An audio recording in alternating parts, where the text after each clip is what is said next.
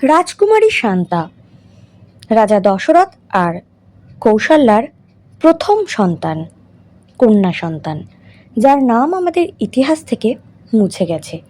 কিন্তু আপনারা কি জানেন, এই শান্তার জন্যই স্বয়ং রাম এই ধরাধামে অবতীর্ণ হয়েছিল। যেই বোনকে আমাদের পৃথিবীর সবাই ভুলে গেছে, সেই বোনের জন্যই রামচন্দ্রের জন্ম হয়েছিল। শ্রী রামচন্দ্র 4 ভাই ছিলেন না, তাদের একজন বড় বোনও ছিলেন। আমরা সবাই রাম, লক্ষ্মণ, ভরত, শত্রুঘ্ন এই 4 ভাইয়ের কথাই জানি, কিন্তু তার বোন শান্তার কথা আমরা কেউ জানি না। তাহলে চলুন ঘটনাটা বলি আপনাদেরকে। শান্তা কেবলমাত্র একজন রাজকুমারী ছিলেন না, তিনি ছিলেন তেজস্বী, ধর্মপরায়ণ এবং বুদ্ধিমতী একজন নারী। শান্তার বুদ্ধি আর জ্ঞানের চর্চা তখন দূর দূর অবধি ছড়িয়ে পড়েছিল। কিন্তু তার ভাগ্যে অন্য কিছুই লেখা ছিল। অঙ্গদেশের রাজা রোমপদ, যার কাছে সব কিছু ছিল, কিন্তু ছিল না কোনো সন্তান। আর তখনই একটা নির্মম নির্ণয় নেওয়া হয়েছিল। একজন ছোট্ট বালিকাকে তার বাবা মার কাছ থেকে আলাদা করে দেওয়া হয়েছিল। রাজা দশরথ নিজের কন্যা সন্তান শান্তাকে রোমপদকে দিয়ে দিয়েছিলেন।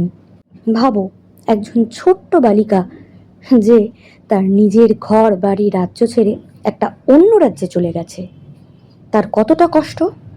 আস্তে আস্তে সময় এগোতে লাগলো, শান্তা বড় হলো।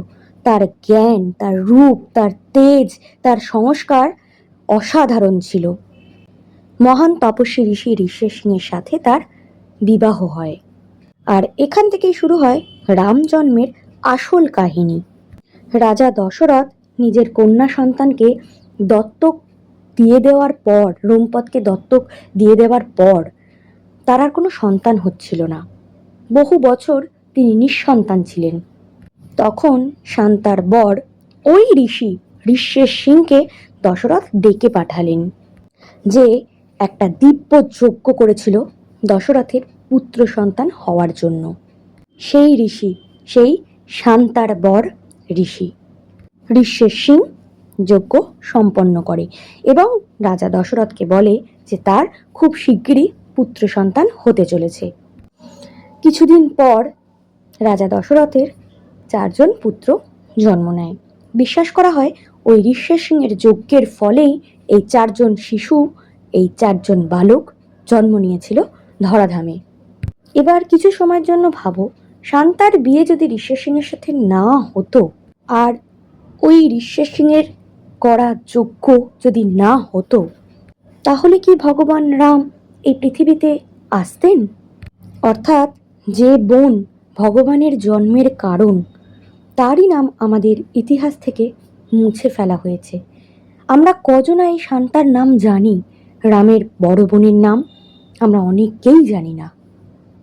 না কোনো টিভি সিরিয়ালে এগুলো দেখানো হয়, না কোথাও এগুলো চর্চা করা হয়, না মানুষকে এগুলো জানানো হয়েছে। আমরা কেউই জানি না। আমরা সবাই কি জানি? রাম, লক্ষ্মণ, ভরত, শত্রুঘ্ন 4 ভাই। কিন্তু তাদের যে একটা বড় বোনও ছিল, দশরথজি আর মাতা কৌশল্যার মেয়ে, এটা কিন্তু আমরা কেউই জানি না।